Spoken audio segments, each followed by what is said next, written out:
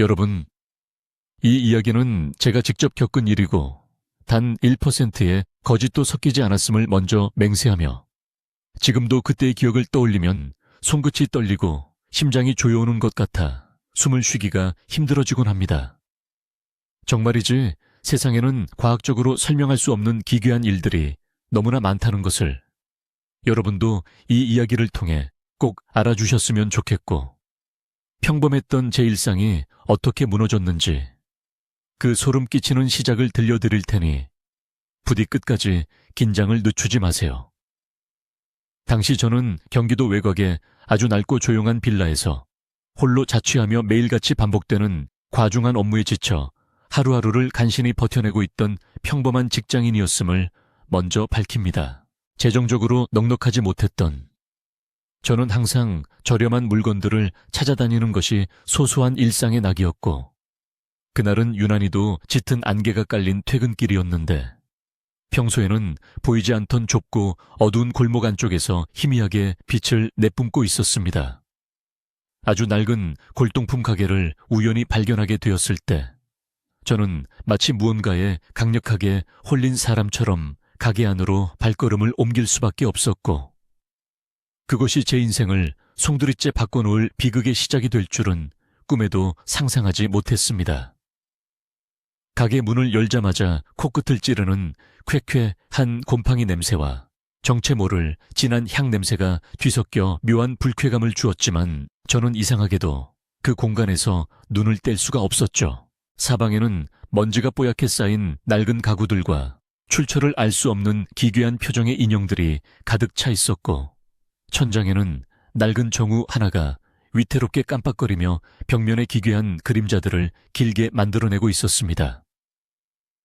그 어둠 속에서 유독 눈에 띄는 아주 작은 나무 상자 하나가 제 시선을 강렬하게 사로잡았는데, 그것은 마치 스스로 빛을 내는 것처럼 신비로운 분위기를 풍기고 있었고, 저는 떨리는 손으로 그 상자를 향해 천천히 다가갔습니다. 상자 겉면에는 기묘한 문양들이 정교하게 새겨져 있었고, 세월의 흔적이 고스란히 느껴지는 묵직한 질감이 손바닥을 타고 전해졌는데 저도 모르게 마른 침을 꿀꺽 삼키며 뚜껑을 열었습니다. 상자를 천천히 열어보니 그 안에는 지금까지 살면서 단 한 번도 본 적 없는 정말 아름답고도 기묘한 광택을 내뿜는 붉은 보석이 박힌 귀걸이 한 쌍이 벨벳 천 위에 가지런히 놓여 있었습니다. 마치 살아있는 생명체의 핏방울이 금방이라도 뚝 하고 떨어질 듯한 선명하고도 진한 붉은색이 제 눈동자에 박혀 들어왔고, 그 영롱한 빛깔 뒤에는 왠지 모를 서늘함이 감돌고 있었지만 저는 그 아름다움에 완전히 매료되었습니다. 주인으로 보이는 백발의 노인은 구석진 곳에 앉아 무표정한 얼굴로 저를 빤히 쳐다보며 아주 저렴한 가격에 가져가라고 속삭이듯 말했는데 그 목소리가 너무나 낮고 갈라져 있었습니다. 마치 뱀이 눅눅한 흙바닥을 기어가는 듯한 소름 끼치는 느낌을 받았지만 당시에 저는 오직 그 귀걸이를 손에 넣고 싶다는 욕심에 눈이 멀어 노인의 기괴한 분위기를 애써 무시하며 지갑을 열었습니다. 노인은 제가 건넨 돈을 확인하지도 않은 채 귀걸이가 든 상자를 제 손에 쥐어주며 이것은 원래 주인을 찾아가는 법이라는 의미심장한 말을 남겼고, 저는 그 말이 단순히 기분 좋은 덕담이라고만 생각하며 서둘러 가게를 빠져나왔습니다. 골목을 벗어나 환한 큰 길로 나왔을 때야 비로소 숨이 트이는 기분이었지만 가방 속에 들어있는 귀걸이 상자의 무게감이 이상하게 차갑고 묵직하게 느껴져 자꾸만 뒤를 돌아보게 되었습니다. 집으로 돌아오는 버스 안에서 저는 가방을 꼭 껴안은 채 창밖을 바라보았는데 안개는 더욱 짙어져 창문 너머로 지나가는 가로등 불빛들이 마치 죽은 사람의 눈동자처럼 흐릿하게 번져 보이고 있었습니다. 버스 안의 승객들은 모두 지친 기색으로 고개를 숙이고 있었고, 정적만이 가득한 공간 속에서 제가 가진 귀걸이 상자만이 유독 존재감을 드러내며 딱딱거리는 미세한 진동을 일으키는 것 같은 착각에 빠지기도 했습니다. 당시에는 그저 버스의 흔들림 때문이라고 치부하며 스스로를 안심시켰지만 나중에 생각해보면 그것은 귀걸이 속에 갇혀있던 원혼이 새로운 먹잇감을 발견하고 내는 환희의 떨림이었을지도 모르겠습니다. 낡은 빌라 현관문을 열고 집 안으로 들어서자 평소와 다를 바 없는 익숙하고 좁은 자취방의 풍경이 나타났지만 그날따라 방 안의 공기가 유난히 차갑고 습하다는 느낌을 지울 수가 없어 보일러 온도를 높였습니다. 가방에서 귀걸이 상자를 꺼내 화장대 위에 올려두고 옷을 갈아입으려는데 거울 속의 제 모습 뒤로 무언가 검은 형체가 스치듯 지나간 것 같아 깜짝 놀라 뒤를 돌아보았으나 방 안에는 오직 저뿐이었습니다.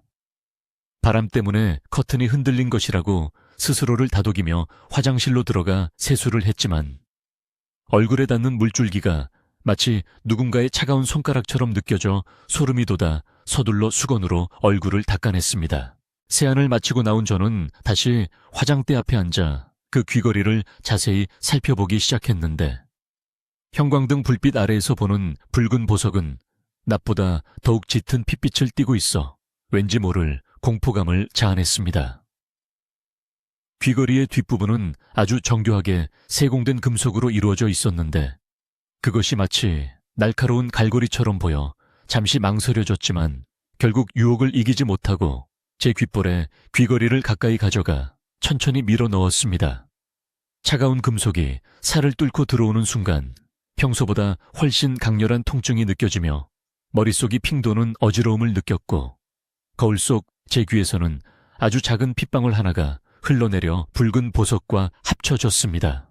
그 순간 귀걸이의 붉은 빛이 일시적으로 번쩍이는 것 같은 환각을 보았으며 귓께는 아주 멀리서 들려오는 듯한 여자의 가느다란 울음소리 혹은 웃음소리 같은 기괴한 소음이 희미하게 울려 퍼지기 시작했습니다. 저는 깜짝 놀라 귀걸이를 다시 빼려고 손을 가져갔지만 이상하게도 귀걸이는 살 속에 단단히 고정되어 마치 제 신체의 일부가 된 것처럼 꿈쩍도 하지 않았고 만질수록 통증만 심해질 뿐이었습니다. 거울 속의 저는 평소보다 훨씬 창백하고 생기 없는 얼굴을 하고 있었으며 눈동자 주변에는 붉은 실핏줄이 터져 있었는데 그 모습이 마치 제가 아닌 다른 사람처럼 낯설게 느껴져 소름이 끼쳤습니다. 억지로 귀걸이를 빼려다 보니 귓볼이 퉁퉁 붓고 피가 더 많이 흘러나오기 시작하자 저는 일단 포기하고 내일 아침에 밝은 곳에서 다시 시도해보기로 마음먹으며 화장대 앞에서 일어나 침대에 몸을 눕혔습니다. 불을 끄자 방 안은 순식간에 칠흑 같은 어둠에 잠겼고 창밖에서 들려오는 바람 소리가 마치 누군가 벽을 손톱으로 긁는 듯한 소리로 변해 제 귓가를 자극하며 신경을 날카롭게 곤두서게 만들었습니다. 잠을 청하려 눈을 감았지만 감긴 눈꺼풀 너머로 아까 본 그 붉은 보석의 잔상이 계속해서 떠올랐고 제 몸은 점점 얼음장처럼 차가워지며 가위 눌림이 시작되려는 전조 증상이 온몸을 휘감기 시작했습니다. 온몸의 근육이 딱딱하게 굳어 손가락 하나 까딱할 수 없는 상태가 되었을 때 방 한쪽 구석에서 스윽 하는 옷자락 끌리는 소리가 들려왔고 저는 공포에 질려 눈을 뜨려 노력했지만 눈꺼풀은 마치 접착제로 붙여놓은 듯 열리지 않았습니다.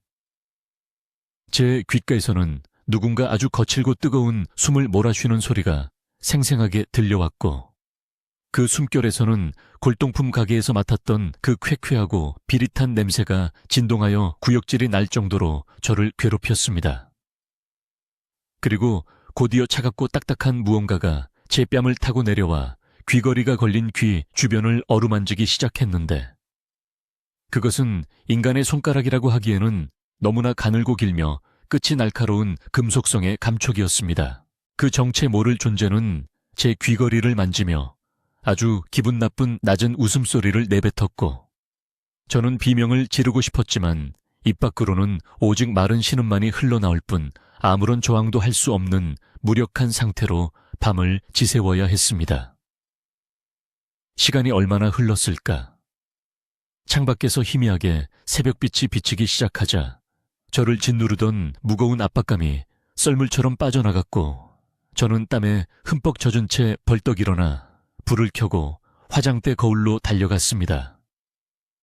거울 속에 비친 제 귀는 어젯밤보다 훨씬 더 심하게 부어올라 보라색으로 변해 있었고, 귀걸이가 박힌 구멍 주변으로는 검붉은 멍이 흉측하게 자리 잡고 있어 당장이라도 살점이 떨어져 나갈 것만 같았습니다. 이것이 단순한 악몽이 아니라 실제로 일어나고 있는 끔찍한 현실임을 깨닫고 저는 공포에 질려 눈물을 흘리며 다시 한번 귀걸이를 빼내려 시도했지만 귀걸이는 마치 제 뼛속까지 파고든 것처럼 견고하게 박혀 있었습니다. 출근을 포기하고 병원에 가야겠다고 생각하며 옷을 챙기던 중 책상 위에 놓아두었던 어제 그 상자가 열려 있는 것을 발견했는데, 분명히 닫아두었던 뚜껑이 활짝 열려 그 안에는 검은색 머리카락 몇 가닥이 놓여 있었습니다. 저는 소리를 지르며 가방을 챙겨 집 밖으로 뛰쳐나왔고, 복도를 달리는 제 뒤편에서 마치 누군가 저를 비웃듯 깔깔거리는 웃음소리가 복도 끝에서 들려오는 것 같아 심장이 터질 듯이 요동치기 시작했습니다. 빌라 밖으로 나오자 차가운 새벽 공기가 얼굴에 닿았지만 귀에서 느껴지는 그 지독한 화끈거림과 통증은 사라지지 않았고, 오히려 심장 박동에 맞춰 귀걸이가 제 살을 파고드는 듯한 기분 나쁜 진동이 계속되었습니다. 길거리에는 이른 새벽부터 일터로 향하는 사람들이 몇몇 보였지만 그들 모두 고개를 푹 숙인 채 무거운 발걸음을 옮기고 있어 마치 생기를 잃은 망자들의 행렬처럼 보였고, 저 또한 그들 틈에 섞여 정처 없이 걸었습니다.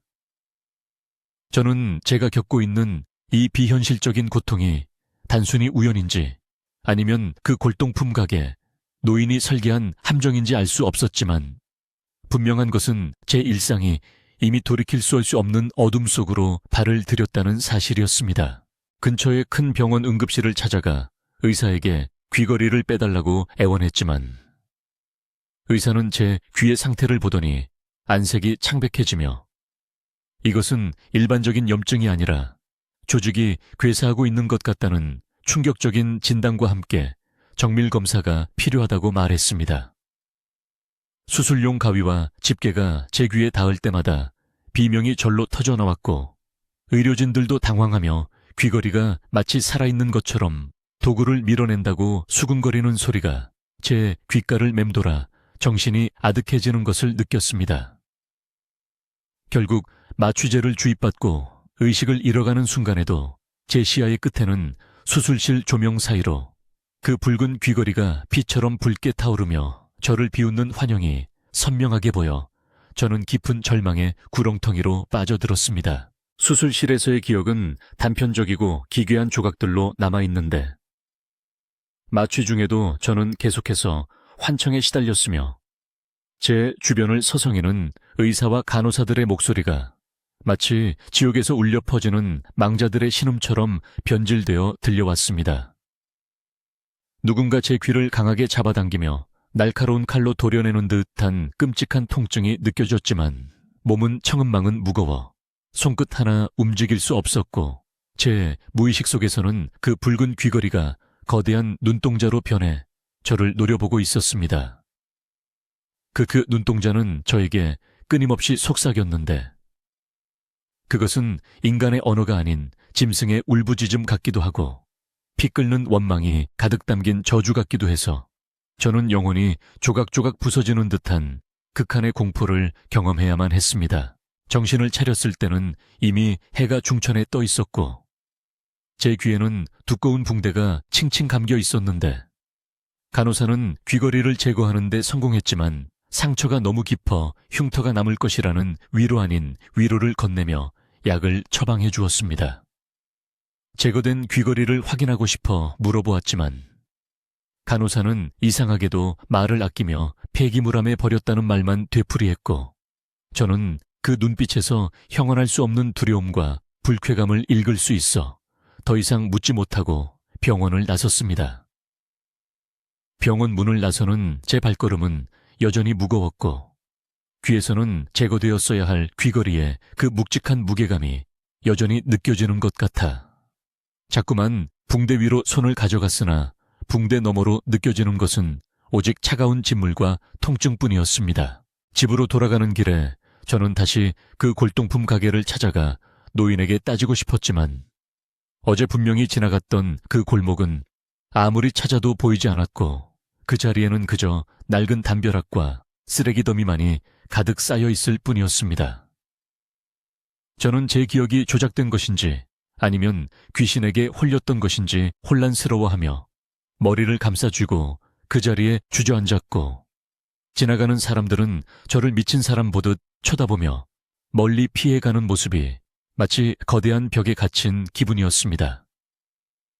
절망적인 마음으로 집에 돌아와 문을 열었을 때 제가 가장 먼저 본 것은 화장대 위에 가지런히 놓여있는 그 붉은 귀걸이 한 쌍이었고 그것은 마치 단 한 번도 제 귀에서 떨어진 적 없다는 듯이 영롱하게 빛나고 있었습니다. 저는 비명을 지를 힘조차 잃은 채 바닥에 주저앉아 그 귀걸이를 멍하니 바라보았는데 귀걸이 옆에는 아까 병원에서 분명히 제 귀에 감아주었던 그 피 묻은 붕대가 갈기갈기 찢긴 채 널브러져 있어 이곳이 더 이상 안전한 제 안식처가 아님을 직감했습니다. 방 안의 공기는 어제보다 더 습해져 벽지 곳곳에는 검은 곰팡이가 피어오르기 시작했고 천장에서는 정체 모를 붉은 액체가 한 방울씩 떨어져 바닥에 웅덩이를 만들고 있었는데 그 냄새는 영락없는 사람의 피 냄새였습니다. 저는 가방을 챙길 겨를도 없이 무작정 집 밖으로 뛰쳐나와 친구에게 전화를 걸었지만 수화기 너머로는 오직 지직거리는 기계음과 함께 그 소름 끼치는 노인의 낮은 웃음소리만이 들려와 핸드폰을 길바닥에 내동댕이 쳤습니다. 갈 곳 잃은 저는 번화가의 밝은 카페로 들어가 사람들이 북적이는 곳에서 안정을 찾으려 애썼지만 카페 안의 거울이나 유리창에 제 모습이 비칠 때마다 제 붕대감은 귀 뒤로 그 붉은 귀걸이가 투명하게 비쳐 보여 미칠 것만 같았습니다. 사람들의 수다 소리는 어느덧 기괴한 소음으로 변해 제 고막을 찢는 듯한 통증을 유발했고 카페의 에어컨 바람은 마치 무덤 속의 한기처럼 제 등줄기를 타고 흘러내려 저는 결국 자리를 박차고 밖으로 나올 수밖에 없었습니다. 밤이 깊어갈수록 도시는 더욱 기괴한 모습으로 변해갔고 가로등 불빛 아래 서 있는 사람들의 그림자가 제 발목을 붙잡으려 길게 뻗어오는 환각에 시달리며 저는 제가 결코 이 굴레에서 벗어날 수 없음을 깨닫기 시작했습니다. 결국 저는 지푸라기라도 잡는 심정으로 예전에 들어본 적 있는 영험하다는 무당의 신당을 찾아가기로 결심하고 어두운 산길을 오르기 시작했는데 산속의 나무들은 마치 고통받는 인간의 형상처럼 뒤틀려 저를 위협하고 있었습니다. 나뭇가지들이 제 옷을 잡아당기고 날카로운 돌부리가 제 발을 핥히었지만 저는 오직 살아야겠다는 일념 하나로 신당의 붉은 등불을 향해 기어오르듯 나아갔으며 제 등 뒤에서는 수많은 발소리가 저를 추격해오고 있었습니다. 신당 앞에 도착했을 때 문이 거칠게 열리며 서슬퍼런 눈빛의 무당이 나타났고 그녀는 제 얼굴을 보자마자 혀를 차며 왜 그런 죽은 자의 물건을 몸에 품고 왔느냐고 호통을 쳤는데 그 목소리가 산 전체를 울리는 듯 했습니다.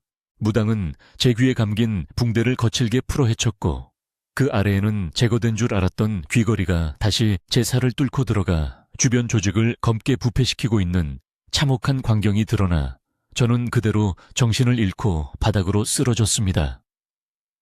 무당이 제 몸 주변에 소금을 뿌리고 향을 피우며 알아들을 수 없는 주문을 외우는 소리가 멀게만 느껴졌고 제 의식은 점점 더 깊은 어둠 속으로 침잠하며 과거의 끔찍한 기억들 혹은 제가 겪지 않은 타인의 고통스러운 최후들이 파노라마처럼 스쳐 지나갔습니다. 그것은 억울하게 죽어간 어느 여인의 마지막 비명이었고 그 비명이 응축되어 만들어진 것이 바로 제 귀에 걸린 그 피처럼 붉은 귀걸이라는 사실을 저는 본능적으로 느낄 수 있었으며 이제 제가 그 고통의 다음 계승자가 되었음을 알았습니다. 무당의 신당에서 내려온 그날 이후로 민호의 삶은 이전과는 비교할 수 없을 만큼 기괴하고 뒤틀린 방향으로 흘러가기 시작했으며 방 안을 가득 채운 향 냄새와 소금기가 서린 공기는 오히려 그를 더욱 질식하게 만들었습니다. 신당에서의 기억은 마치 안개 속에 가려진 것처럼 불분명했지만 그의 귀에 박힌 그 핏빛 보석만큼은 형광등 불빛 아래에서 더욱 선명하게 빛나며 마치 살아있는 심장처럼 주기적으로 박동하는 것 같아 소름이 끼쳤습니다. 민호는 떨리는 손으로 귀를 만져보았으나 무당이 발라준 정체 모를 약초 가루 때문인지 통증은 일시적으로 잦아든 상태였지만 귓바퀴 주변을 감도는 그 불길한 냉기만큼은 도저히 떨쳐낼 수가 없어 몸을 떨었습니다. 민호는 애써 이것이 단순한 심리적 압박감이나 급격한 스트레스로 인한 환각일 것이라고 스스로를 다독이며 평소처럼 출근 준비를 서둘렀지만 거울 앞에 설 때마다 제 등 뒤에 어둠 속에서 누군가 자신을 빤히 쳐다보는 듯한 서늘한 시선을 지울 수 없었습니다. 세수를 하기 위해 고개를 숙였을 때 세면대 위로 떨어지는 물방울 소리가 갑자기 거대한 동굴 속에서 울려 퍼지는 둔탁한 금소금으로 변질되어 들려왔고 그는 공포에 질려 수도꼭지를 잠갔으나 소리는 멈추지 않았습니다. 화장실 바닥의 배수구에서는 하수구 냄새와는 확연히 다른 눅눅하고 비릿한 피 냄새가 올라와 코를 찔렀으며 그는 구역질을 참으며 서둘러 욕실을 빠져나와 거실로 도망치듯 달려갔습니다. 거실 벽에 걸린 시계는 평소보다 느릿하게 움직이는 것처럼 보였고 초침이 째깍거리는 소리는 마치 누군가 날카로운 손톱으로 벽지를 긁어내리는 소리처럼 변해 민호의 고막을 자극했으며 그는 귀를 틀어막은 채 바닥에 주저앉아 거친 숨을 몰아쉬었습니다. 여러분도 이런 경험이 있으신지 모르겠지만 분명 혼자 있는 방 안에서 누군가의 존재감이 느껴질 때의 그 소름 끼치는 압박감은 겪어보지 않은 사람은 절대 알 수 없는 지독한 고통이며 민호는 지금 그 고통의 한복판에 서 있었습니다. 그는 떨리는 목소리로 거실에 누구 없느냐고 나지막이 물었지만 돌아오는 대답은 오직 창문을 때리는 거센 바람소리와 자신의 불규칙한 심장, 박동 소리뿐이라 더욱 비참한 기분이 들었습니다. 민호는 정신을 차리기 위해 커피를 한 잔 마시려 주방으로 향했으나 냉장고 문을 여는 순간 그는 비명을 지르며 뒤로 넘어지고 말았는데 냉장고 안에 모든 음식물이 검게 부패하여 곰팡이가 피어 있었고 그 사이로 붉은 액체가 줄줄 흘러내리고 있었기 때문입니다. 어제까지만 해도 멀쩡했던 식재료들이 하룻밤 사이에 이렇게 변했다는 사실을 도저히 믿을 수 없었던 그는 이것이 현실인지 아니면 아직도 악몽 속을 헤매고 있는 것인지 구분할 수 없는 혼란에 빠져 머리를 쥐어뜯었습니다. 냉장고 밑바닥에서 흘러나온 붉은 액체는 점차 거실 바닥으로 퍼져나가며 기이한 문양을 그리기 시작했고 그 문양은 마치 어제 골동품 가게 상자에서 보았던 그 기괴한 문양과 흡사해 보였습니다. 가까스로 몸을 일으킨 민호는 도저히 집에 더 머물 수 없다는 판단에 가방을 챙겨 밖으로 나갔지만 엘리베이터 앞에 섰을 때의 그 기괴한 정적은 또다시 그의 발목을 잡았으며 닫힌 엘리베이터 문 사이로 아주 가느다란 여자의 머리카락 한 올이 삐져나와 흔들리고 있었습니다. 그는 계단을 이용해 1층으로 뛰어내려갔고 건물 밖으로 나오자마자 마주한 햇살은 평소보다 유난히 창백하고 힘없게 느껴졌으며 길가에 핀 꽃들조차 핏빛으로 물들어 있는 것처럼 보여 그는 눈을 질끈 감아버렸습니다. 길을 지나는 사람들의 얼굴은 마치 밀랍 인형처럼 생기가 없었고 그들 모두가 민호의 귀에 걸린 그 붉은 귀걸이를 뚫어지게 쳐다보고 있다는 망상에 사로잡혀 그는 자꾸만 옷깃을 세워 귀를 가리기에 급급했습니다. 회사에 도착해서도 민호의 불안감은 가라앉지 않았고 동료들이 건네는 일상적인 인사조차 저주 섞인 주문처럼 들려 그는 업무에 도저히 집중할 수 없었으며 모니터 화면에 나타나는 글자들은 어느 순간부터 기괴한 부적의 문양으로 변해 제멋대로 춤을 추기 시작했습니다. 상사가 업무 지시를 내리며 그의 어깨에 손을 올리는 순간 민호는 소스라치게 놀라며 비명을 질렀고 사무실의 모든 시선이 그에게 꽂히자 그는 당황하며 화장실로 숨어들듯이 도망쳤는데 화장실 거울 속에 비친 자신의 모습은 이미 사람이 아니었습니다. 눈 밑은 거뭇하게 죽어 있었고 피부는 푸르스름한 빛을 띠고 있었으며 무엇보다 귀에 박힌 귀걸이가 살을 뚫고 점점 더 깊숙이 파고들어 귓볼 전체가 검게 변색되어 가고 있었습니다.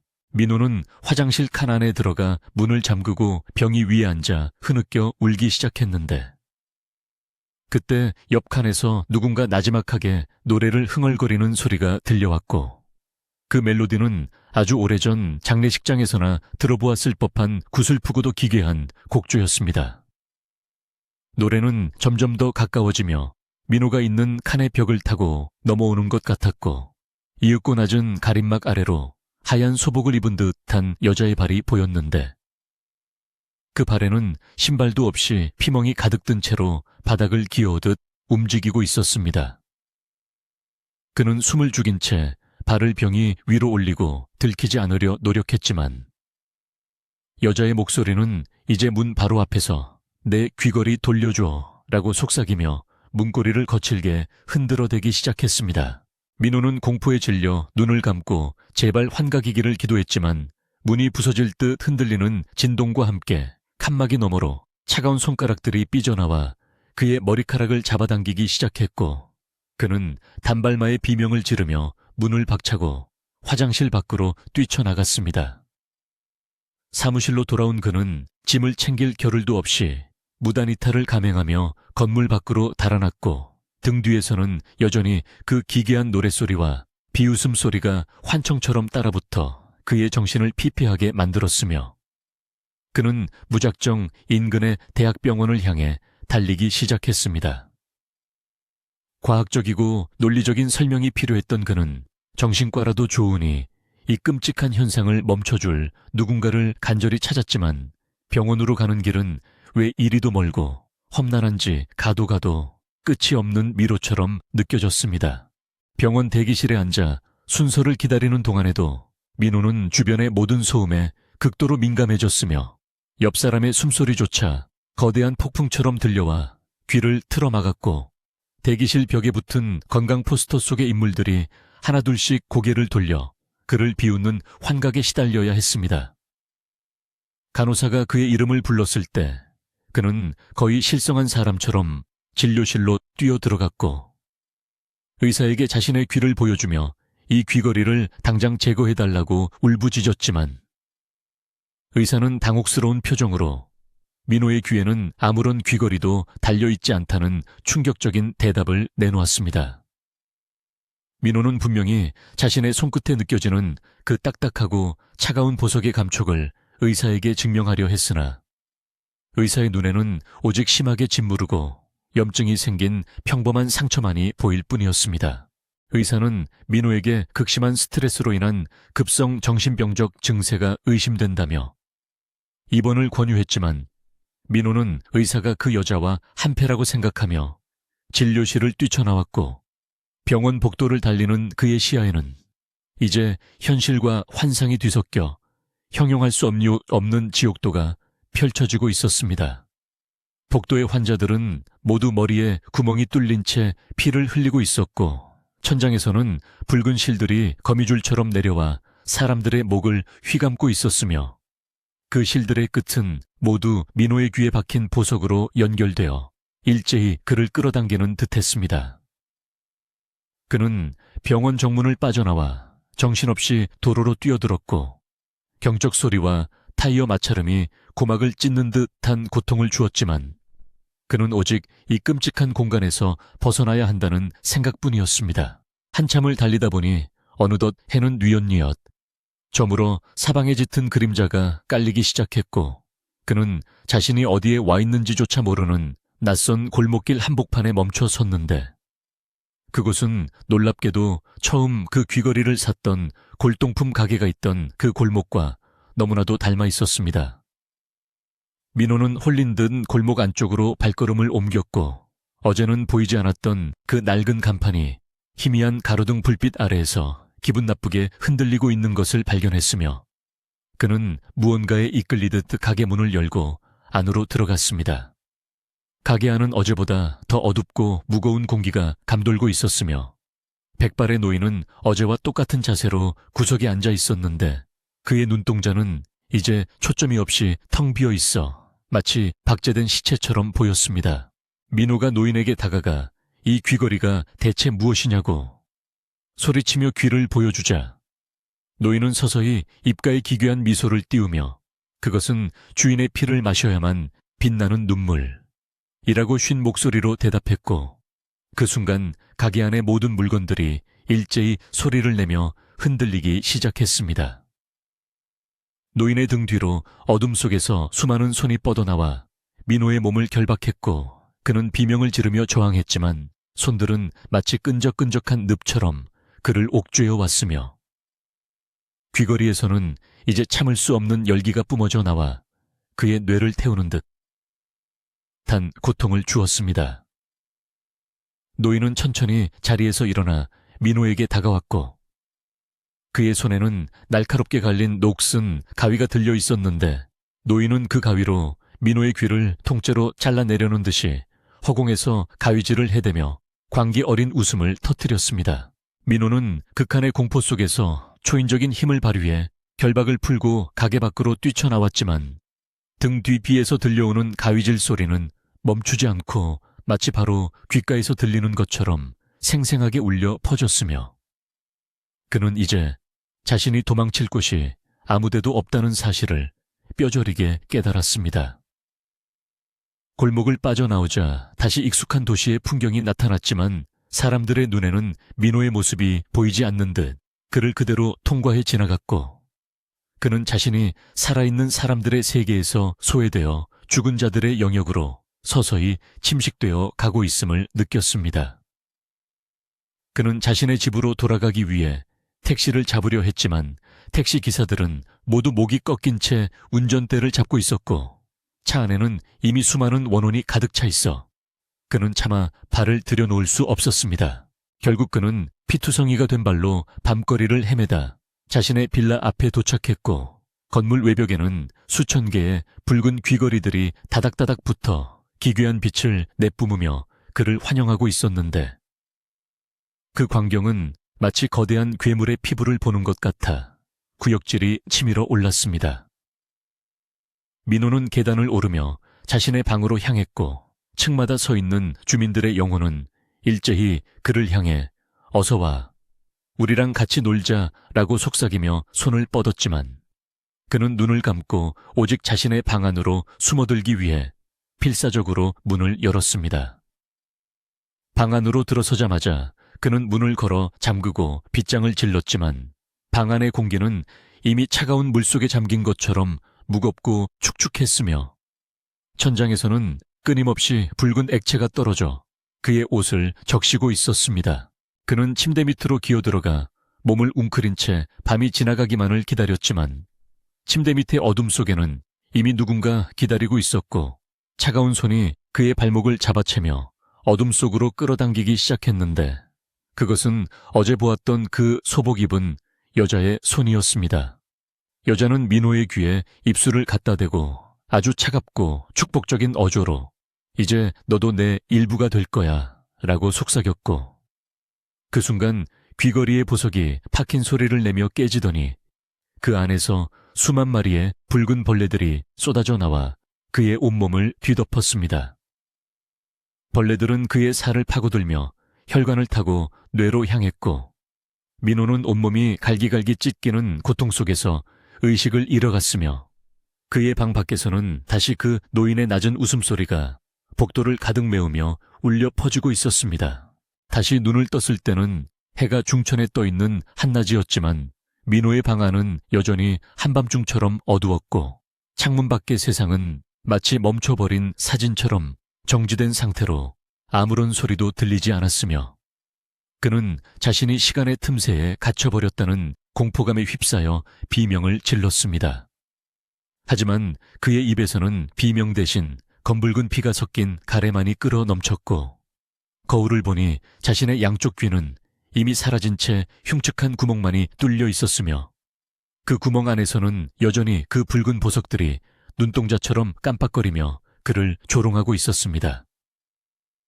그는 자신의 손을 보았으나 손가락 끝은 이미 검게 썩어 문드러져 뼈마디가 드러나 있었고 손톱 밑에서는 끊임없이 붉은 실들이 자라나와 방 안의 가구들을 하나둘씩 묶어나가며 거대한 고치 형상을 만들어가고 있었습니다. 민호는 이 모든 것이 단순한 귀신 소동이 아니라 고대부터 이어져 내려온 어떤 사악한 의식의 제물로 선택된 결과임을 직감했으며 그 골동품 가게는 현실에 존재하는 장소가 아니라 인간의 탐욕과 불행을 먹고 자라는 차원의 문이었다는 사실을 깨달았지만 이미 때는 너무 늦어 있었습니다. 그는 방 안을 가득 채운 붉은 고치 속으로 서서히 빨려 들어갔고 그 안에는 그동안 귀걸이의 유혹에 빠져 사라졌던 수많은 희생자의 일그러진 얼굴들이 자신을 기다리고 있는 것을 보았으며 그들 모두는 귀가 없는 채로 기괴한 노래를 합창하고 있었습니다.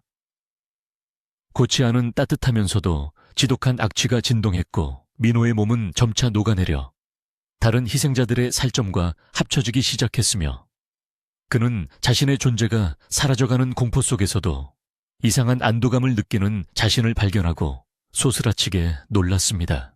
고치가 완성되자 방 안의 모든 소음은 멈추었고 다시 정막만이 감돌았으며 닫혀있던 방문이 스르르 열리더니 그 백발의 노인이 들어와 고치를 만족스러운 듯 어루만졌는데 노인의 손등에는 민호의 이름이 적힌 작은 문신이 새롭게 생겨나고 있었습니다.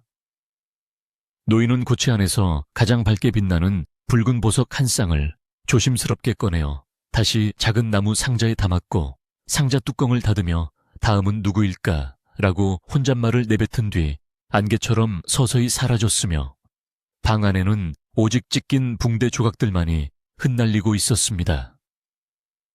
민호의 영혼은 이제 보석 속에 갇혀 영원한 어둠 속을 헤매게 되었으며 그는 보석 너머로 보이는 새로운 희생자들의 세상을 바라보며 자신을 구해달라고 소리 없는 비명을 지르고 있었지만 그의 목소리는 그 누구에게도 닿지 않았습니다. 시간이 흘러 민호의 실종 소식을 듣고 찾아온 경찰과 유족들은 굳게 잠긴 문을 부수고 들어왔지만 방 안에는 아무런 흔적도 없이 깨끗이 치워져 있었고 오직 화장대 거울에 귀걸이가 잘 어울리시네요 라는 붉은 글씨만이 적혀 있어 수사진을 경악하게 만들었습니다.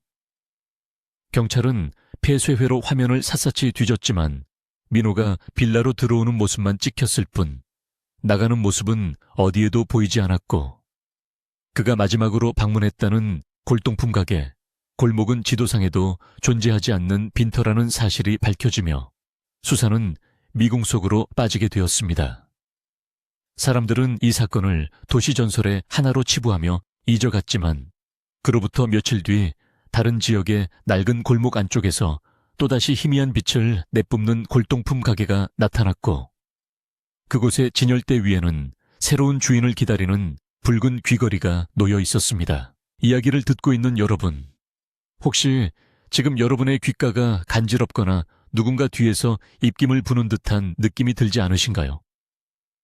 만약 그렇다면 절대 뒤를 돌아보지 마시고 지금 즉시 거울로 가서 여러분의 귀에 혹시 자신도 모르는 붉은 점이 생기지 않았는지 확인해 보셔야 합니다. 이 저주는 결코 끝나지 않았으며 지금 이 순간에도 여러분의 욕망을 틈타 아주 가까운 곳에서 도사리고 있을지도 모르니 모르는 사람이 건네는 물건이나 출처가 불분명한 장신구는 절대로 몸에 지니지 마시길 간곡히 당부드리며 오늘의 기괴한 징조에 대한 이야기를 마칩니다. 다음 장에서는 이 끔찍한 사건의 정점에 달하는 충격적인 진실과 함께 민호가 겪어야 했던 그 최후의 고통이 무엇인지 더욱 상세하고 생생하게 들려드릴 예정이니 부디 공포에 질려 잠을 설치지 마시길 바랍니다. 민호는 눈을 떴지만 그것은 결코 안온한 깨어남이 아니었고 오히려 더 깊은 지옥으로의 추락이었으며 고치 안의 공기는 끈적한 혈액의 점성과 지독한 부패취로 가득 차 그의 폐부를 사정없이 찌르고 있었습니다.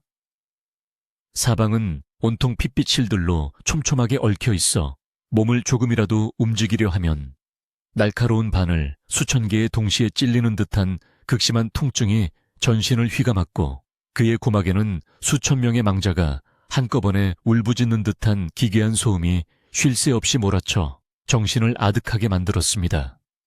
그는 비명을 지르려 입을 벌렸으나 목구멍 안으로 차가운 액체와 정체 모를 머리카락 뭉치들이 쏟아져 들어와 오직 꺽꺽거리는 불쾌한 신음만을 내뱉으며 절망적인 몸부림을 칠 수밖에 없었습니다. 어둠 속에서 서서히 형체를 드러낸 것은 그가 그토록 두려워하던 그 소복 입은 여자의 일그러진 형상이었는데, 그녀의 얼굴에는 눈과 코가 있어야 할 자리에 오직 붉은 구멍들만이 뚫려 있었고, 특히 귀가 있어야 할 자리는 거칠게 잘려 나간 듯 흉측한 살점이 덜렁거리고 있었습니다.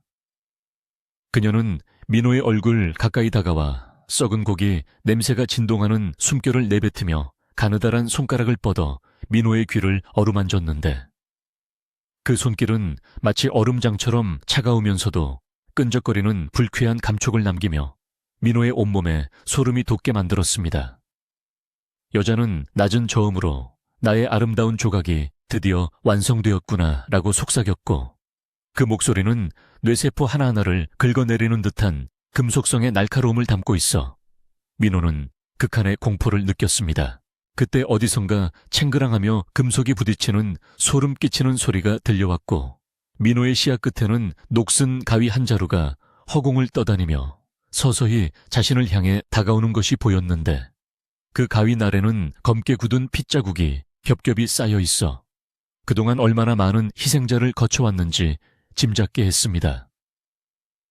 가위는 마치 스스로 의지를 가진 생명체처럼 공중에서 입을 벌렸다. 다물었다 하며 기괴한 소리를 냈고, 여자는 그 가위를 건네받아 민호의 귀 밑에 날카로운 날을 바짝 들이밀며 기분 나쁜 미소를 지었습니다. 민호는 살아야 한다는 본능 하나로 붉은 실들을 뜯어내려 필사적으로 저항했지만, 실들은 끊어지기는커녕 오히려 그의 살점을 파고들어 혈관과 뒤엉키며 그를 고치 속으로 더 깊이 끌어당겼습니다. 여자의 손에 들린 가위가 서서히 민호의 귓바퀴를 파고들기 시작하자 생살이 찢어지는 둔탁한 소리와 함께 뜨거운 피가 어깨를 타고 흘러내렸으며, 민호는 지금까지 경험해보지 못한 상상 초월의 고통에 눈을 부릅뜬 채 온몸을 경련하듯 떨었습니다. 하지만 여자는 아무런 표정의 변화도 없이 마치 정교한 예술 작품을 다듬는 조각가처럼 아주 천천히 그리고 세심하게 민호의 귀를 도려내기 시작했고, 잘려나가는 살점의 감촉이 신경을 타고 뇌로 전달될 때마다 민호의 의식은 조각조각 부서져 내렸습니다. 주변의 고치들은 이제 민호의 비명에 반응하듯 일제히 박동하기 시작했고, 벽면에서는 수많은 눈동자가 돋아나 이 잔혹한 광경을 지켜보며 기괴한 웃음소리를 합창하듯 내뱉어 공간 전체를 광기로 가득 채웠습니다. 민호의 시야는 점차 붉게 물들어갔고, 고통의 한계를 넘어선 순간 그는 자신의 육체가 분리되어 허공을 떠다니는 듯한 기묘한 감각에 사로잡혔는데, 그 와중에도 귀걸이가 박힌 부분만은 여전히 묵직한 무게감과 함께 불덩이를 지니고 있는 듯한 타는 듯한 열기를 뿜어내고 있었습니다. 여자는 잘려나간 민호의 귀를 손바닥 위에 올려두고는 마치 보석을 감상하듯 뚫어지게 쳐다보더니 자신의 비어있는 귀자리에 그것을 갖다 붙였고, 놀랍게도 민호의 살점은 여자의 피부와 순식간에 융합되며 기괴한 형태로 자리를 잡았습니다.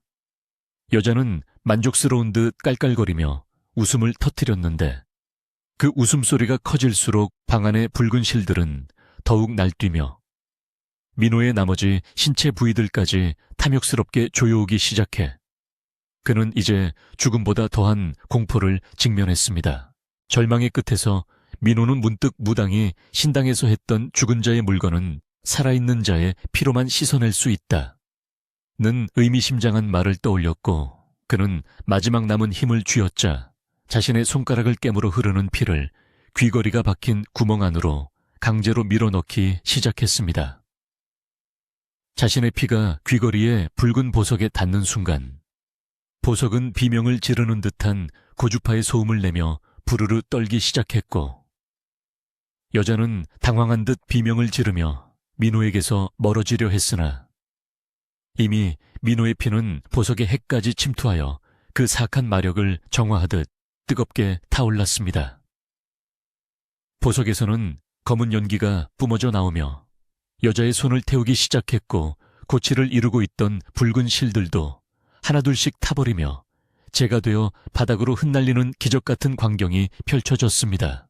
하지만 그 대가는 혹독했는데 보석이 파괴되면서 발생하는 충격파가 민호의 뇌를 직접 타격하여 그는 안구의 실핏줄이 모두 터져버릴 듯한 압박감을 느꼈고 주변의 공간은 거대한 소용돌이에 휘말린 것처럼 뒤틀리며 현실의 경계가 완전히 무너져 내리고 있었습니다.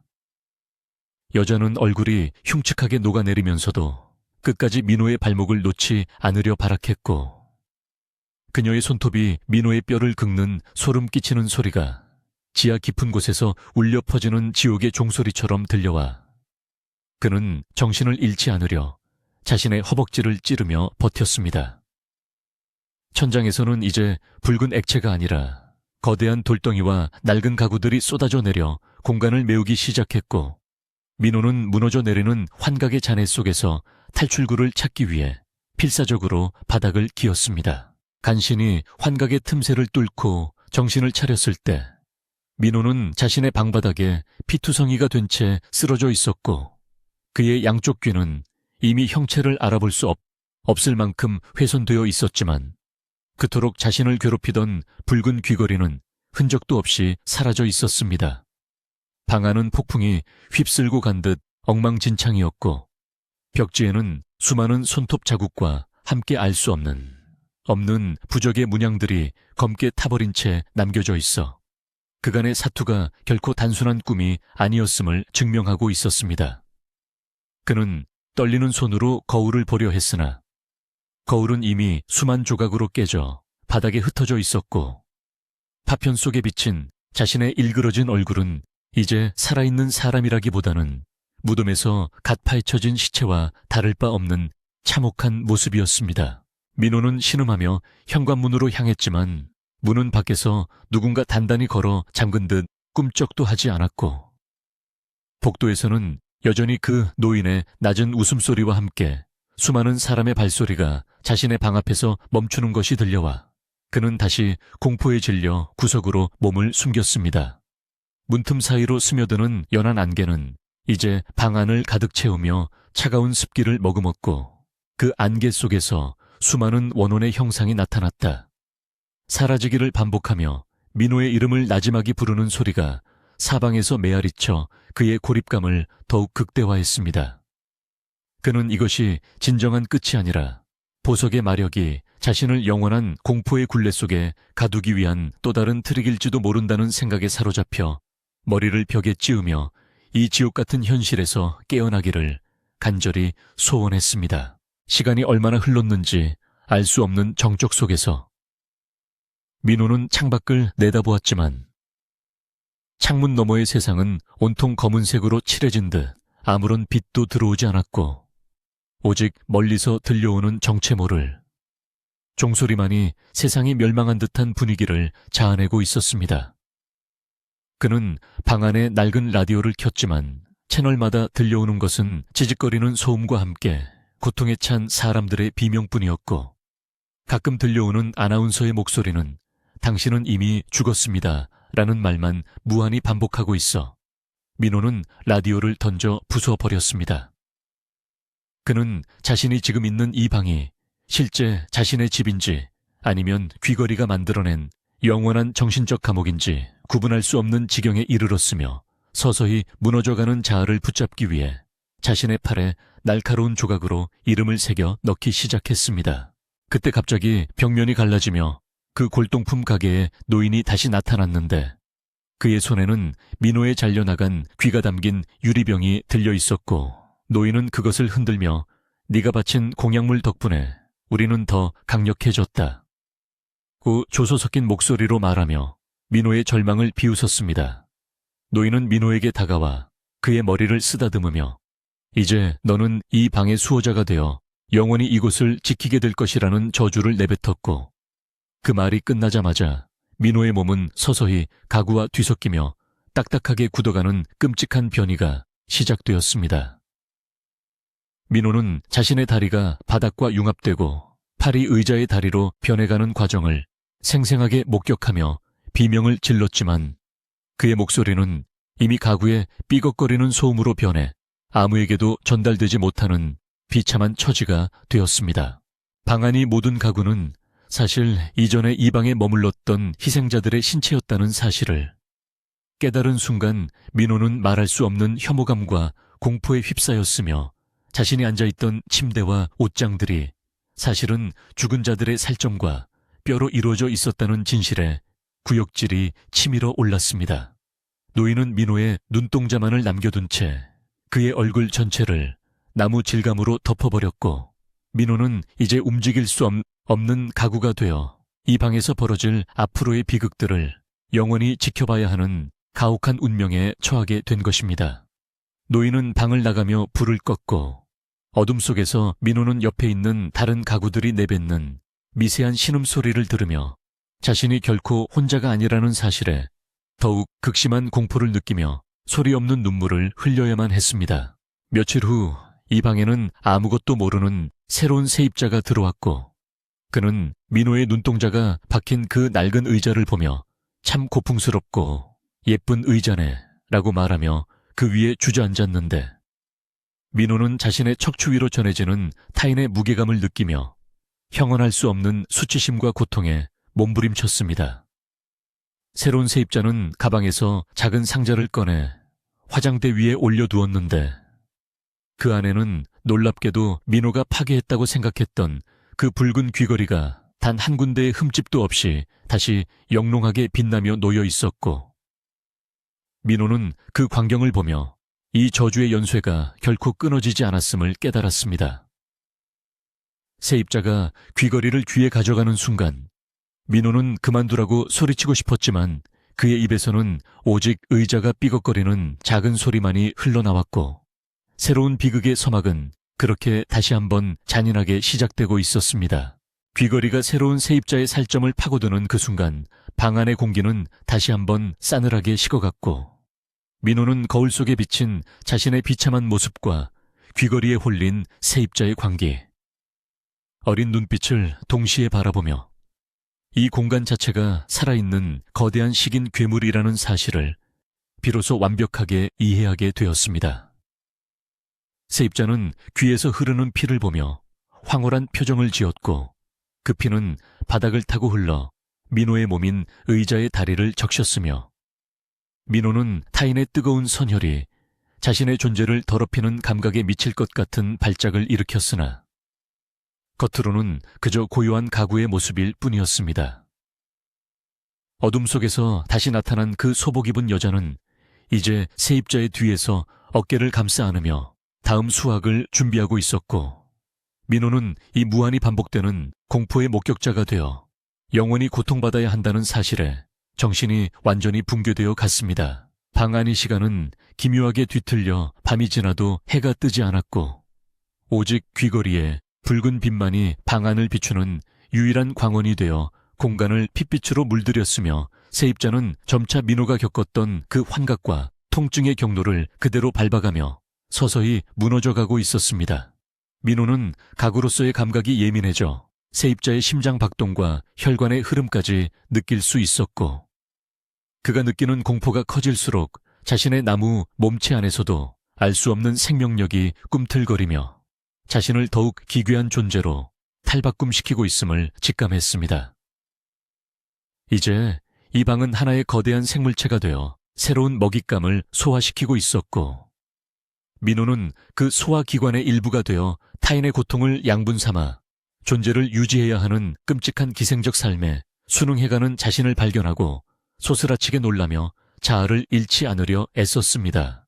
하지만 시간이 흐를수록 민호의 의식은 점차 흐릿해졌고 옆에 있는 옷장과 침대의 원혼들과 동화되어 가며 그들의 비명과 자신의 비명이 하나로 합쳐지는 신비롭고도 끔찍한 경험을 하게 되었는데 그것은 마치 거대한 공동의 무덤 속에서 하나의 영혼으로 묶이는 것과 같았습니다. 그들은 모두 그 붉은 보석에 의해 선택된 재물들이었고 그들의 한은 이제 이 방의 벽지를 붉게 물들이고 바닥을 적시는 액체가 되어 새로운 희생자를 압박하는 강력한 원동력이 되고 있었음을 민호는 이제서야 온전히 받아들이게 된 것입니다. 세입자가 마침내 고통을 이기지 못하고 쓰러졌을 때 노인은 다시 나타나 그의 귀를 수확했고, 민호는 그 광경을 보며 다음 세입자가 오기만을 기다리는 자신의 뒤틀린 욕망을 확인하고는 깊은 절망의 구렁텅이 속으로 영영 가라앉았습니다.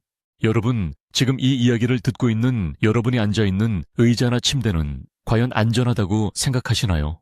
혹시 가구의 이음새에서 미세한 신음소리가 들리거나 나무결 사이로 누군가의 눈동자가 여러분을 훔쳐보고 있다는 기분이 든다면 그것은 결코 착각이 아닐 수도 있음을 기억하시기 바랍니다.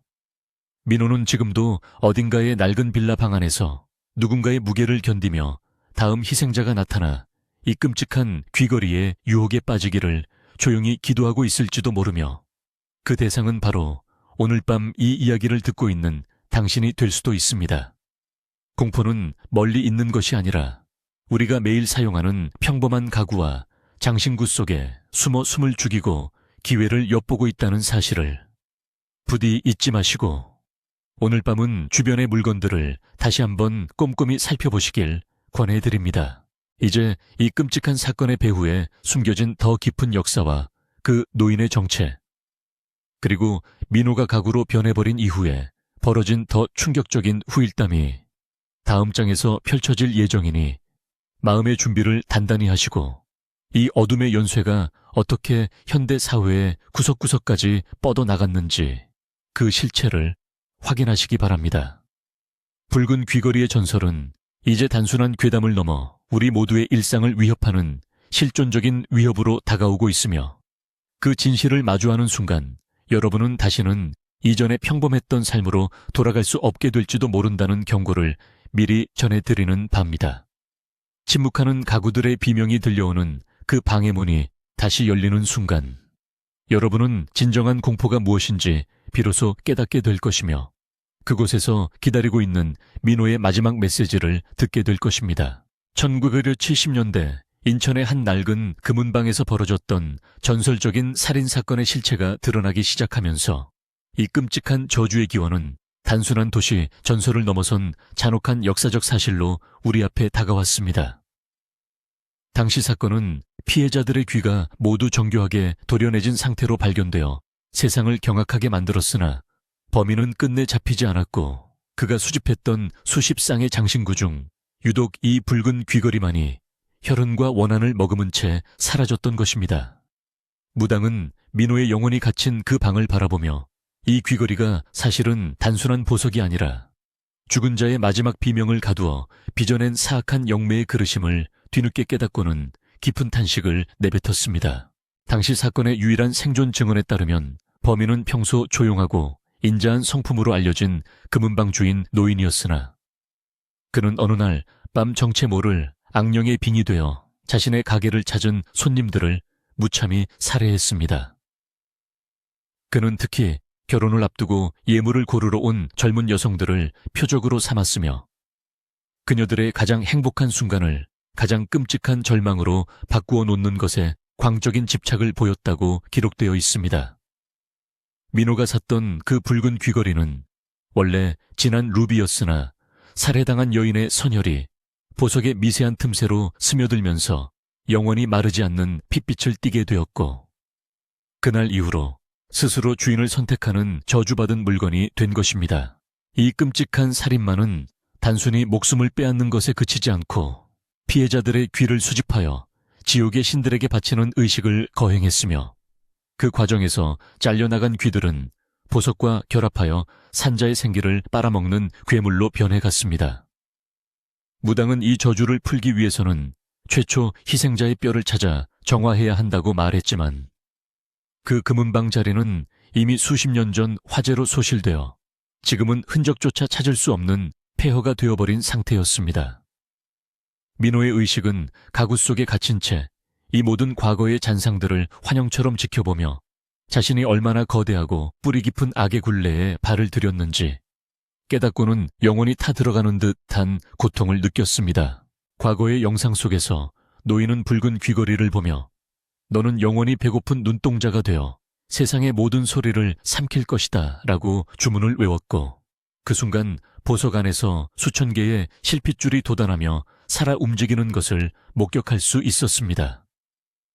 민호는 이제 자신이 왜 가구로 변해야 했는지 그 이유를 알게 되었는데 그것은 보석이 삼킨 영혼들을 보관하기 위한 살아있는 감옥이 필요했기 때문이며 그 방 자체가 거대한 무덤이나 다름없었습니다. 1970년대부터 지금까지 얼마나 많은 사람이 이 귀걸이의 유혹에 빠져 이름도 없이 사라져 갔을지 상상하는 것만으로도 민호의 부서진 자아는 비명을 질렀지만 가구가 된 그의 몸은 오직 정적만을 유지했습니다. 무당은 신당에서 가져온 낡은 고서적을 뒤적이며 이 저주받은 보석의 이름이 귀를 먹는 요괴라는 뜻의 이식귀라는 사실을 찾아냈고 이것은 한번 뿌리를 내리면 숙주가 죽어도 사라지지 않고 다음 세대로 이어진다고 경고했습니다. 그녀는 민호를 구하기 위해 금줄을 치고 팥과 소금을 뿌리며 필사적인 구병시식을 거행했지만 방 안의 공기는 더욱 차갑게 굳어지며 무당의 기운을 역으로 짓누르기 시작했습니다. 무당의 눈에는 민호가 변해버린 의자 뒤로 수십 명의 원혼이 겹겹이 쌓여 거대한 그림자를 형성하고 있는 것이 보였고 그 그림자의 중심에는 바로 그 1970년대의 금은방 노인이 형형한 눈빛으로 자신을 노려보고 있었습니다. 노인은 무당에게 너 또한 이 소리들의 일부가 되고 싶으냐? 라고 조롱하듯 물었고 그 순간 무당의 귀에서도 검은 피가 흘러내리기 시작하며 신당의 방울소리가 날카로운 비명으로 변해 사방으로 흩어졌습니다. 무당은 자신의 수명이 다해감을 직감하면서도 마지막 힘을 다해 부적을 민호의 의자에 붙이려 했으나 보이지 않는 손들이 그녀의 팔을 잡아챘고 그녀는 결국 피를 토하며 방바닥으로 쓰러지고 말았습니다. 민호는 가구의 감각을 통해 무당의 생명력이 꺼져가는 것을 생생하게 느꼈고 유일한 희망마저 사라진 절망 속에서 자신의 영혼이 완전히 어둠에 잠식되어 가는 것을 막을 방법이 없음을 비통해하며 울부짖었습니다. 사실 이 저주의 진정한 목적은 단순히 영혼을 가두는 것이 아니라 이 세상을 산 자와 죽은 자의 경계가 무너진 아수라장으로 만들기 위한 거대한 제사였으며 붉은 귀걸이는 그 제사의 제단을 밝히는 등불의 역할을 하고 있었습니다. 1970년대의 그 살인사건도 우연한 관계가 아니라 특정 별자리가 정렬되는 시기에 맞춰 계획된 인신공양이었으며 민호는 그 긴 세월 동안 이어져 온 의식의 마지막 조각으로 선택된 불운한 재물이었던 것입니다. 노인은 사라진 것이 아니라 보석의 힘을 빌려 시공간을 초월하는 존재가 되었고 그는 현대의 도시 속에서 골동품 가게라는 위장막을 치고 끊임없이 새로운 재물을 물색하며 저주의 영토를 확장해 나가고 있었습니다. 민호가 살던 빌라는 사실 과거의 공동묘지였거나 형장이었던 자리에 세워진 건물이었을 가능성이 높았으며 보석은 그 땅 밑에 잠들어 있던 수많은 원한을 깨워 자신의 힘으로 흡수함으로써 그토록 강력한 물리적 영향력을 행사할 수 있었던 것입니다. 무당이 쓰러진 자리에는 이제 그녀의 영혼마저 붉은 실에 묶여 또 하나의 가구로 변해가는 끔찍한 변이가 시작되었고 민호는 옆에 놓인 낡은 탁자가 바로 자신을 구하러 왔던 그 무당이라는 사실을 깨닫고는 미칠 것 같은 죄책감에 휩싸였습니다. 이제 이 방에는 2개의 새로운 가구가 추가되었고 보석은 더욱 짙은 핏빛을 내뿜으며 다음 단계의 의식을 준비하고 있었는데 그것은 이 건물 전체를 죽음의 고치로 감싸는 것이었습니다. 빌라의 다른 주민들도 이상한 기운을 느끼기 시작했지만 이미 건물 전체가 보이지 않는 결계에 갇혀 밖으로 나갈 수도 없었으며 복도에서는 밤마다 정체 모를 가구 끄는 소리와 여자의 웃음소리가 들려와 사람들을 공포의 도가니로 몰아넣었습니다. 민호는 벽과 바닥을 타고 흐르는 다른 영혼들의 기억을 통해 이 건물이 지어질 당시에도 인부들이 이유 없이 귀가 잘려 나간 채 발견되는 사고가 빈번했다는 숨겨진 기록들을 읽어낼 수 있었으며 이 모든 것이 우연이 아님을 확신했습니다. 저주는 이미 도시의 혈관을 타고 흐르고 있었고 민호가 샀던 그 귀걸이는 단지 수많은 매개체 중 하나일 뿐이었으며 지금 이 순간에도 수천 명의 사람이 비슷한 장신구를 몸에 지닌 채 서서히 죽어가고 있었습니다. 역사 속의 기록들을 더 깊이 파헤쳐보면 이 붉은 보석의 기원은 조선시대 초기까지 거슬러 올라가는데, 당시에도 왕실의 장신구를 만들던 장인이 억울한 누명을 쓰고 처형당할 때 흘린 피가 이 보석에 맺혔다는 설화가 전해 내려오고 있었습니다. 그 장인은 자신의 귀가 잘려나가는 형벌을 받으면서 내가 듣지 못한 진실을 이 보석이 영원히 들을 것이요, 내가 흘린 피가 만인의 귀를 적실 것이다 라는 저주를 남겼고, 그 원한이 수백 년의 세월을 견디며 현대에까지 이어진 것입니다. 1970년대에 금은방 노인도 사실은 이 장인의 후손이었거나 혹은 그 원혼에 완벽하게 동화된 대리인이었을 뿐이며, 저주는 세대를 거듭할수록 더욱 정교하고 잔인한 방식으로 진화해 왔습니다. 민호는 자신의 영혼이 점차 나무의 결속으로 녹아들며 인간으로서의 기억을 잃어가는 와중에도 이 끔찍한 진실만큼은 잊지 않으려 애썼지만, 보석의 박동 소리가 그의 뇌를 울릴 때마다 소중한 기억들이 하나둘씩 핏빛으로 지워져 갔습니다. 그는 자신이 사랑했던 사람들, 즐거웠던 추억들, 그리고 인간으로서 느꼈던 따뜻한 천마저 이제는 차가운 나무의 질감 뒤로 숨겨야 했으며, 오직 타인의 고통스러운 비명만이 자신의 유일한 감각으로 남게 되는 비극적인 운명을 받아들여야 했습니다. 무당이었던 탁자는 이제 아무런 움직임도 없이 민호의 옆을 지키고 있었지만, 가끔 밤마다 탁자 위로 눈물처럼 보이는 투명한 액체가 흘러나오는 것을 보며 민호는 그녀 또한 여전히 깨어있는 상태로 고통받고 있음을 알았습니다. 저주의 파편들은 이제 빌라를 넘어 주변의 상가와 학교로까지 번져나갔고, 사람들은 유행처럼 붉은 보석이 박힌 장신구를 착용하기 시작했는데, 그것이 죽음을 부르는 초대장이라는 사실을 아는, 이는 오직 가구가 된 민호와 원혼들 뿐이었습니다. 뉴스에서는 의문의 귀절단 사고와 실종 사건이 보도되었지만, 경찰은 범인의 흔적조차 찾지 못한 채 갈팡질팡했고, 사회 전체에는 형언할 수 없는 불안감과 공포가 안개처럼 깔리며 사람들의 이성을 마비시키고 있었습니다. 노인은 이제 대낮에도 거리를 활보하며 사람들에게 미소를 지어 보였고, 그의 주머니 속에는 항상 작은 나무 상자들이 가득 들어있어 언제든 새로운 재물을 낚아챌 준비를 마친 채 도시의 어둠 속에 완벽하게 동화되었습니다. 민호는 이제 자신이 할 수 있는 유일한 일이란 그저 이 방으로 들어오는 새로운 세입자들에게 속삭이는 것뿐임을 깨달았는데, 비록 목소리는 나오지 않지만 가구의 진동을 통해 아주 미세한 경고의 메시지를 보내려 필사적으로 노력했습니다. 하지만 사람들은 그 소리를 그저 낡은 건물의 삐걱거림이나 바람소리로 치부하며 무시했고, 오히려 그 소리가 기분 나쁘다며 의자를 거칠게 다루거나 발로 차는 등 민호에게 더 큰 육체적, 정신적 고통을 안겨줄 뿐이었습니다.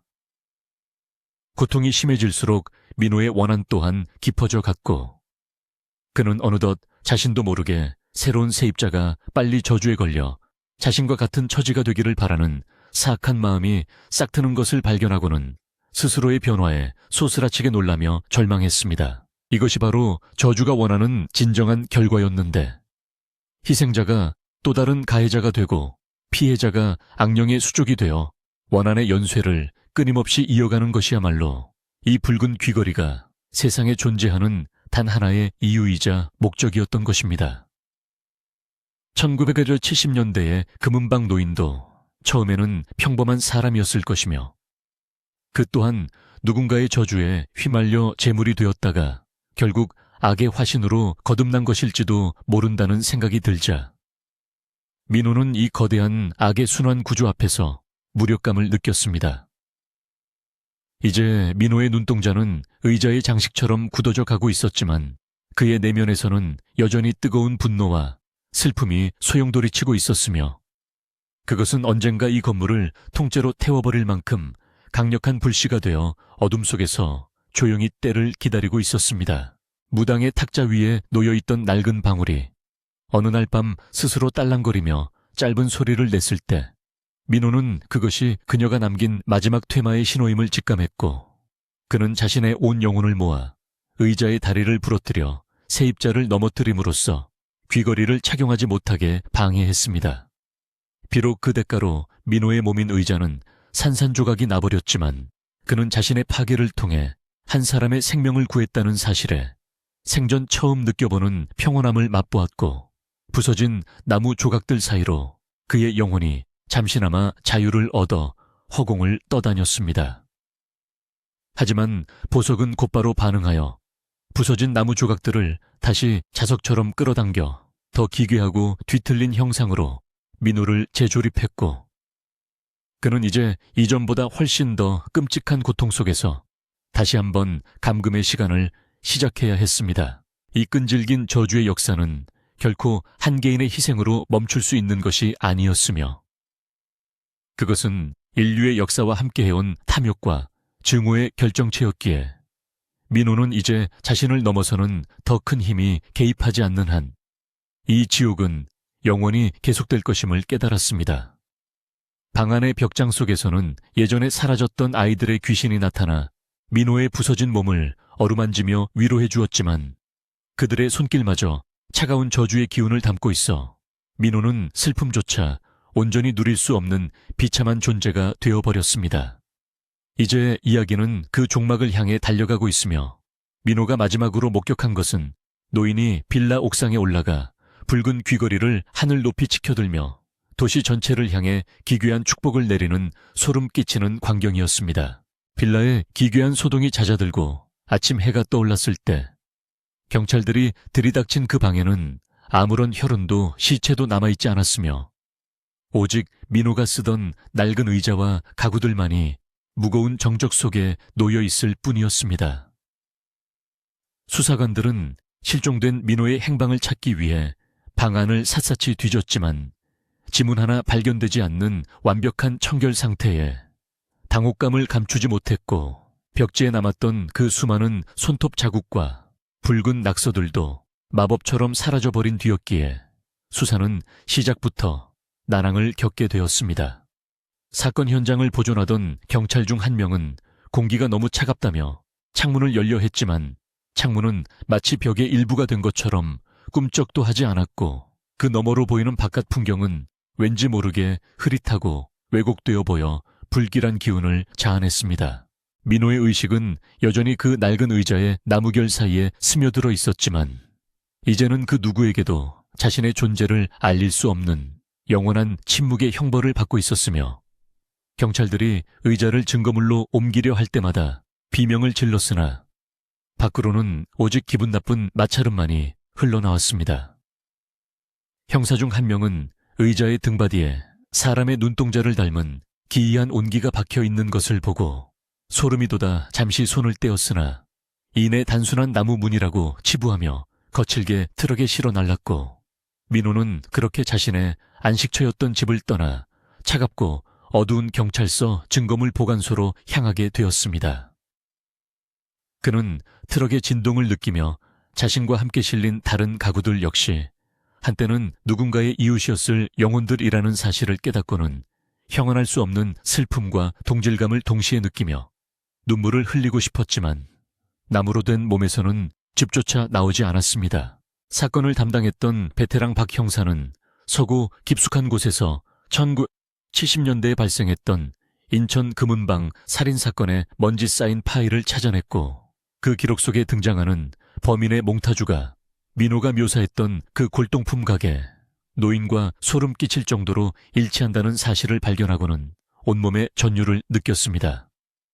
당시 기록에는 범인이 피해자들의 귀를 잘라 붉은 보석 상자에 담아두었다는 내용과 함께 그 상자가 발견되지 않았다는 점이 강조되어 있었으며 박 형사는 이 미제 사건이 현재의 실종 사건과 연결되어 있음을 직감하고 밤을 새워 수사에 매달렸습니다. 그는 서류 더미 사이에서 발견한 한 장의 빛바랜 사진 속에서 노인이 들고 있는 그 붉은 귀걸이를 보았고 그것이 마치 사진 밖으로 튀어나와 자신의 목을 겨누는 듯 단 환각에 시달리며 책상 위에 엎드려 짧은 잠을 청해야 했습니다. 꿈속에서 박 형사는 안개 자욱한 골목길을 걷다가 그 골동품 가게 앞에 멈춰 섰으며 가게 문을 열고 들어서자 수천 개의 붉은 귀걸이들이 천장에 매달려 바람도 없는데 딸랑거리며 기괴한 노래를 부르는 광경을 목격하고는 비명을 지르며 깨어났습니다. 정신을 차린 그의 눈앞에는 믿을 수 없는 광경이 펼쳐져 있었는데 보관소에 넣어두었던 민호의 의자가 어느새 자신의 책상 바로 뒤에 놓여 있었고 의자의 나무 표면에서는 아주 미세하게 살려줘라는 글자가 핏물처럼 배어 나오고 있었습니다. 박 형사는 공포에 질려 권총을 뽑아들었지만 방 안의 전등이 일제히 깜빡거리며 꺼져버렸고 어둠 속에서 누군가 자신의 귀를 차가운 손가락으로 만지는 느낌에 소스라치게 놀라며 바닥으로 굴러 떨어져 비명을 내질렀습니다. 동료 경찰들이 달려왔을 때 박 형사는 정신을 잃은 상태였고 그의 오른쪽 귓볼에는 날카로운 무언가에 베인 듯한 깊은 상처와 함께 붉은 반점이 생겨나 있었으며 그 상처는 응급처치에도 불구하고 계속해서 피가 멈추지 않아 의료진을 당혹스럽게 만들었습니다. 며칠 뒤 박 형사가 깨어났을 때 그는 더 이상 예전의 예리한 형사가 아니었으며 오직 멍한 눈으로 허공을 응시하며 그가 오고 있다는 말만을 반복할 뿐이었고 결국 정신병원으로 이송되어 폐쇄병동에 갇히는 신세가 되었습니다. 경찰 당국은 이 사건을 단순한 과로로 인한 발작으로 결론짓고 수사를 종결하려 했으나 증거물 보관소에 있던 민호의 의자가 하룻밤 사이에 흔적도 없이 사라지는 사건이 발생하면서 다시 한번서 내부에는 흉흉한 소문이 돌기 시작했습니다. 그로부터 몇 달 후 서울의 한 번화가에서 붉은 귀걸이를 한 여성이 갑자기 귀가 잘려나가는 사고를 당했다는 신고가 접수되었고 목격자들의 진술에 따르면 그녀의 귀걸이가 스스로 살을 파고들어 귀를 잘라내고는 공중으로 사라졌다는 비현실적인 증언들이 쏟아져 나와 사회적 파장을 일으켰습니다. 이 사건은 SNS를 통해 빠르게 확산되었고 사람들은 이것을 붉은 귀걸이의 저주라고 부르며 공포에 떨었지만 아이러니하게도 일부 젊은이들 사이에서는 그 귀걸이를 손에 넣으면 영원한 아름다움을 얻을 수 있다는 뒤틀린 소문이 퍼지며 오히려 그 행방을 쫓는 이들이 늘어났습니다. 노인은 이러한 인간의 탐욕을 비웃듯 더욱 대담하게 도심 곳곳에 나타나 보석을 뿌렸고 이제 저주는 걷잡을 수 없이 번져나가며 도시의 어둠을 핏빛으로 물들이고 있었습니다. 민호는 이제 어느 낡은 카페에 구석진 자리에 놓인 의자가 되어 있었고 매일같이 찾아오는 수많은 사람의 대화를 들으며 그들 중 누가 다음 희생자가 될지 예견하는 기괴한 능력을 갖추게 되었으며 자신의 몸 위에 앉는 사람들의 천을 느낄 때마다 인간이었던 시절의 고통을 떠올리며 흐느꼈습니다. 어느 날 카페를 찾은 한 연인이 작은 상자를 열어 서로에게 귀걸이를 선물하는 모습을 보았을 때 민호는 온 힘을 다해 의자를 흔들었지만 그들은 그저 의자가 낡았다며 불평할 뿐이었고 결국 여자의 귀에 붉은 보석이 걸리는 순간 그는 자신이 구하지 못한 또 하나의 영혼을 바라보며 깊은 절망의 늪으로 침잠했습니다. 저주는 이제 단순한 개인의 비극을 넘어 하나의 문화적 현상처럼 자리 잡았고 보석에 홀린 이들은 스스로 자신의 귀를 바치며 노인의 제단 앞에 무릎을 꿇는 광기 어린 행동을 서슴지 않았습니다. 1970년대의 그 금은방 노인은 이제 현대의 최첨단 빌딩 숲 사이에서도 유유히 걸어다니며 자신만의 왕국을 건설하고 있었고 그가 지나간 자리에는 항상 붉은 실들이 거미줄처럼 엉켜 사람들의 발목을 낚아채며 죽음의 길로 인도하고 있었습니다. 무당이었던 탁자는 어느 골동품 수집가의 집으로 팔려가 그곳에서 벌어지는 끔찍한 의식들의 목격자가 되었으며 그녀 또한 민호처럼 소리 없는 비명을 지르며 세상의 종말을 예고하고 있었지만 인간들의 귀는 이미 보석의 마력에 마비되어 진실의 소리를 듣지 못했습니다. 민호는 문득 자신의 영혼이 완전히 소멸하기 전에 이 저주의 실체를 기록으로 남겨야겠다고 결심했고 그는 카페의 영수증 뒷면에 자신의 피를 짜내어 아주 미세한 글씨로 붉은 귀걸이를 보지 마라. 경고를 적어 내려가기 시작했습니다. 하지만 그 종이마저 청소부의 손에 들려 쓰레기통으로 던져졌고 민호의 마지막 시도는 그렇게 허무하게 끝이 났으며 그는 이제 영원히 가구로 남아야 한다는 사실을 받아들이며 서서히 인간의 마음을 버리고 나무의 본능에 몸을 맡기기로 했습니다.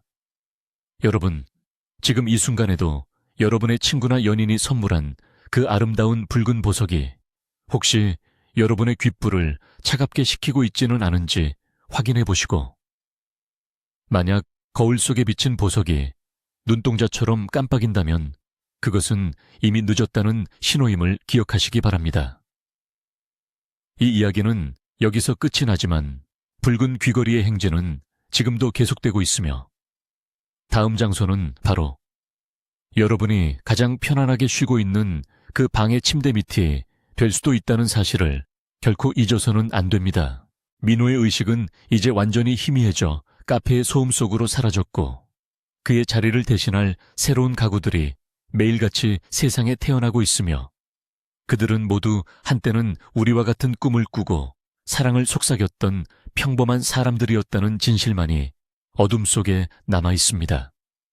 붉은 보석은 오늘도 새로운 주인의 피를 갈구하며 영롱한 빛을 내뿜고 있으며 그 빛에 매혹된 당신의 손이 상자를 여는 순간 그가 10년대부터 시작된 그 잔혹한 살인마의 가위질 소리가 여러분의 귓가에서 선명하게 들려오기 시작할 것입니다. 공포는 결코 멀리 있지 않으며 우리가 가장 아끼는 물건 속에 숨어 우리의 영혼을 갉아먹고 있다는 이 끔찍한 경고를 부디 가슴 깊이 새기시고 오늘 밤만큼은 여러분의 귀를 꼭 감싸고 잠드시길 간절히 소망하며 이 긴 비극의 서사시를 마칩니다. 이제 마지막으로 여러분께 묻고 싶습니다. 지금 여러분의 의자, 다리가 삐걱거리는 소리가 들리시나요? 아니면 방 안의 가구가 미세하게 위치를 바꾼 것 같다는 느낌이 드시나요? 만약 그렇다면 지금 당장 그곳을 탈출하십시오. 그것은 민호가 보내는 마지막 경고이자 당신을 지옥으로 끌어당기려는 죽은 자들의 초대장일지도 모르기 때문입니다. 붉은 귀걸이의 전설은 이제 당신의 일상이 되었고 이 이야기를 끝까지 들은 당신의 귀에는 이미 보이지 않는 붉은 점이 찍혀 있을지도 모릅니다. 그것은 당신이 다음 제물로 선택되었다는 증표이며 노인은 이미 당신의 집 문 앞에서 녹슨 가위를 갈며 당신이 잠들기만을 기다리고 있습니다. 부디 살아남으시길 바라며 어둠 속에서 들려오는 저 기괴한 웃음소리가 당신의 마지막 기억이 되지 않기를 진심으로 기원하는 바입니다. 이 이야기는 실제 사건과 가공의 전설이 뒤섞여 있으며 세상에는 우리가 알지 못하는 수많은 원한이 사물에 깃들어 있다는 사실을 다시 한번 상기시켜 드립니다.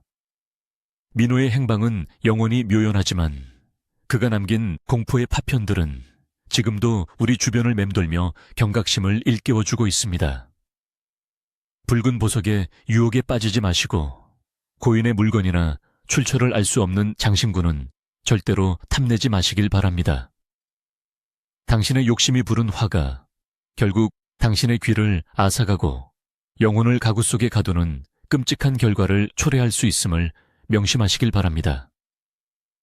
이로써 붉은 귀걸이에 얽힌 모든 진실과 저주의 연쇄에 대한 기록을 마감하며 여러분의 밤이 평안하고 안전하기만을 기도하겠습니다.